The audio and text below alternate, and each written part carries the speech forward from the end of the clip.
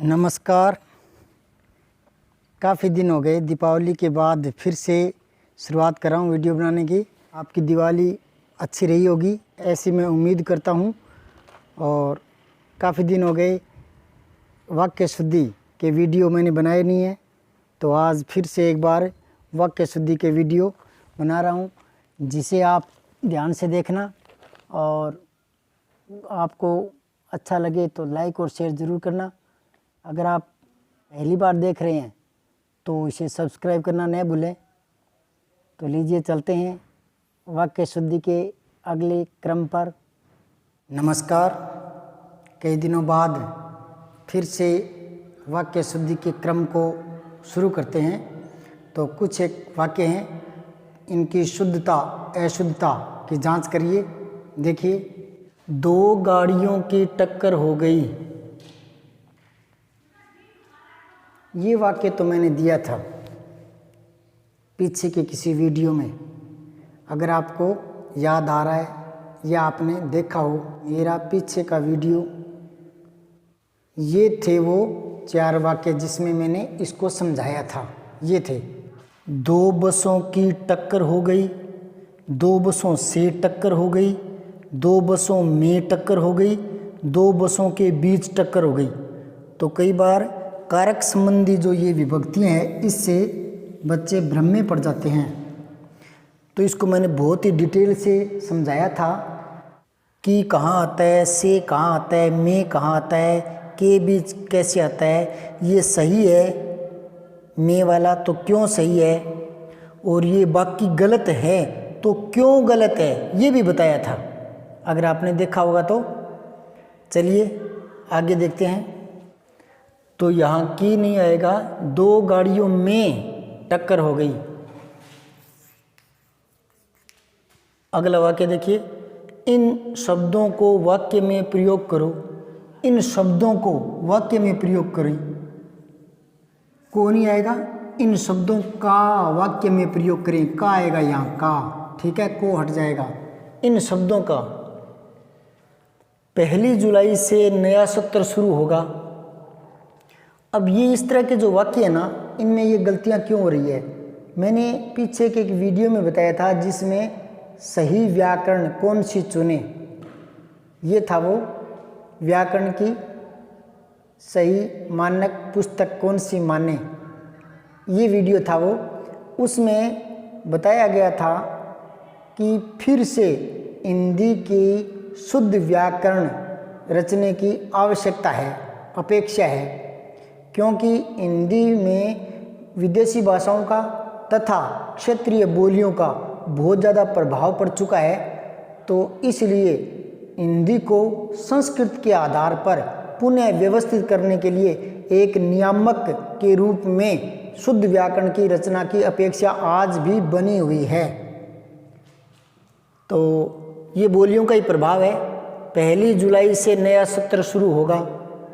तो जैसे ही हमारे मुंह से कुछ निकलता है और वो रूटीन में आता है, फिर वो धीरे धीरे बार बार प्रयोग में आने से वो उचित सा लगने लगता है, लेकिन ये सही नहीं है। 1 जुलाई को नया सत्र शुरू होगा, से की जगह को आ जाएगा। ये कारक संबंधी जो गलतियां हैं उनमें क्षेत्रीयता का या बोलचाल का जो प्रभाव है उससे ये विकृति आती रहती है। मैं घर जाऊंगा ऐसा उसने कहा, ये भी बोलचाल से जैसे भी कोई अपना भाव व्यक्त करना चाहता है उसी हिसाब से बोल देता है।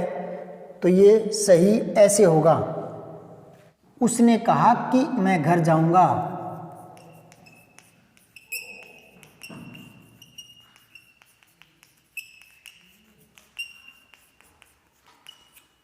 ये होगा सही।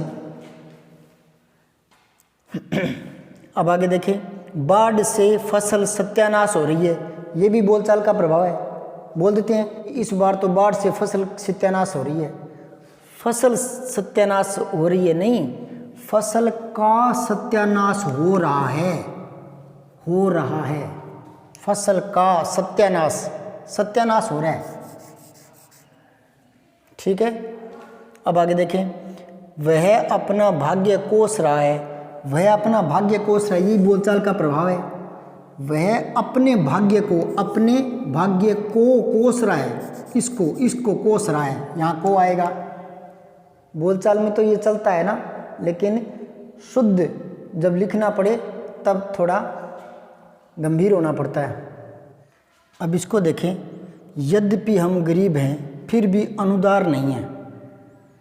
तो पहली बात तो ये है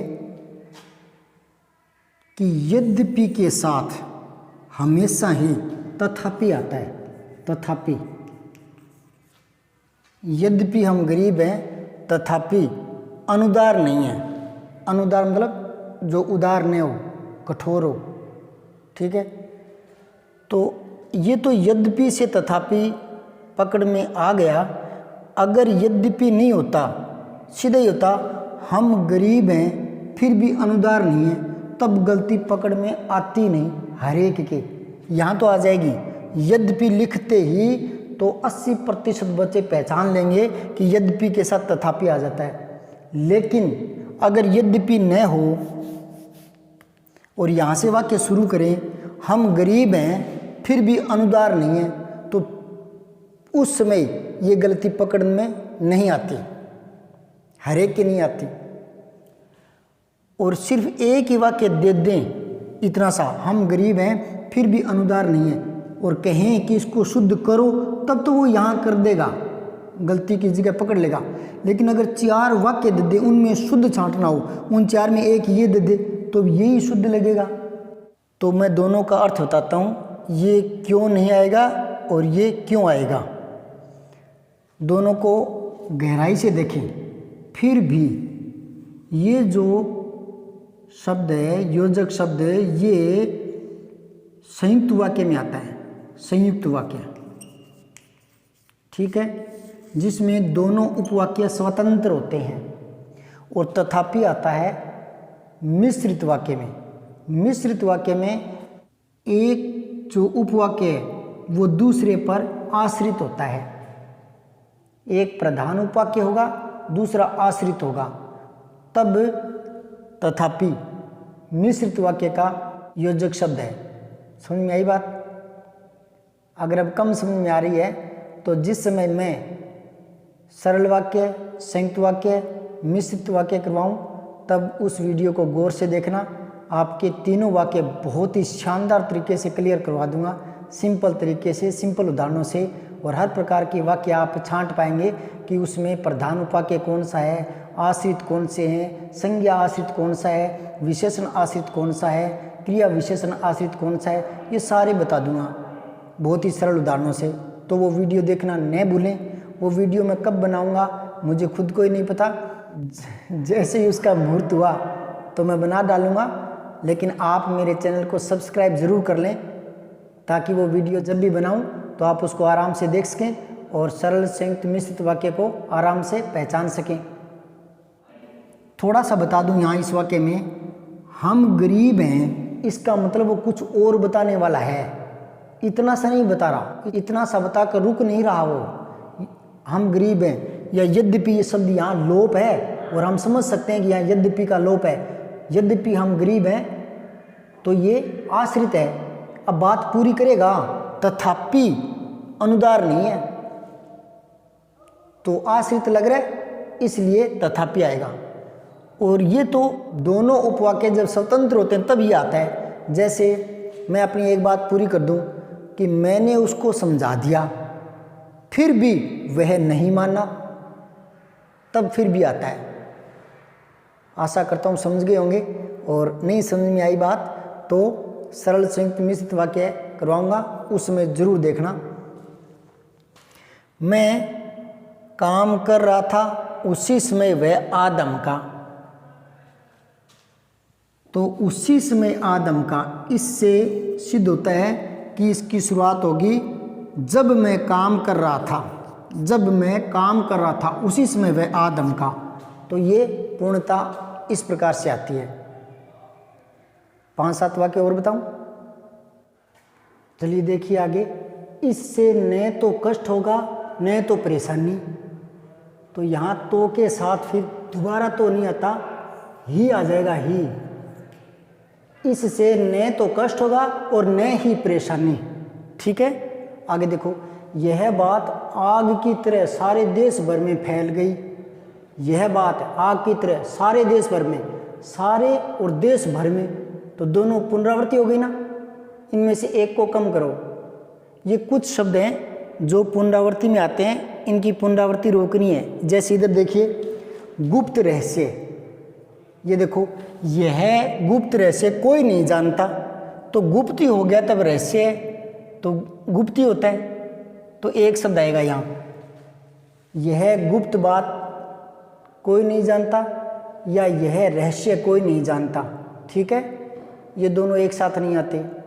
इसी प्रकार गुप्त रहस्य दोनों एक साथ नहीं आते। सारे दिन भर ये दोनों एक साथ नहीं आते, या तो दिन भर या सारे दिन, सारे दिन या दिन भर, एक ही बात है। बाद फिर भी, तो ये भी है ना, उसके बाद फिर क्या हुआ, तो बाद और फिर दोनों एक साथ नहीं आते। उसके बाद क्या हुआ या फिर क्या हुआ, ऐसे एक आएगा। वापस लौट जाओ, वापस जाओ या लौट जाओ, एक आएगा। बहुत ज़्यादा सर्दी थी, वहाँ बहुत ज़्यादा सर्दी थी, तो बहुत और ज़्यादा में से एक का प्रयोग करें। किसी भी व्यक्ति को बुलाओ, ये थोड़ा वो देख लीजिए, किसी भी, किसी के साथ कभी भी नहीं आता। ये मैं पहले भी एक वीडियो में बता चुका हूँ। ये सब जो है ना, किसी, ये कैसे बनाया, क्या भाव है इसमें, ये है किस प्लस में ही, है ना, किस ही व्यक्ति को बुला दो, है ना, तो इसके साथ भी नहीं आता। ठीक है, अब यहाँ एक और देख लीजिए, यह असली गाय का घी है। असली गाय नहीं, यह गाय का असली घी है, ये यहाँ आएगा। पद क्रम संबंधी गलती है, ये पद क्रम सही नहीं है। फिर एक और देखिए, उसने तरह तरह के रेशम के सूट सिलवाए, तो तरह तरह के रेशम नहीं, रेशम तो रेशम है, खादी तो खादी है ना, तरह तरह की क्या। हाँ, ये जो तरह तरह के शब्द है ना, ये कई बच्चे इसको अनावश्यक मानकर हटा देते हैं। अनावश्यक नहीं है ये पद क्रम संबंधी गलती है, अनावश्यक शब्द संबंधी गलती नहीं है।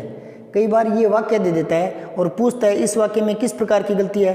एक दे देगा पद क्रम संबंधी गलती, दूसरा दे देगा अनावश्यक शब्द संबंधी गलती, है ना, तो बच्चे भ्रमित हो जाते हैं। तो इसको अनावश्यक नहीं मानेंगे, ये पद क्रम है, ये यहाँ से हट करके यहाँ आ जाएगा। सूट तरह तरह के हो सकते हैं, सूट तरह तरह के, है ना, रेशम तरह तरह का नहीं, रेशम तो रेशम है।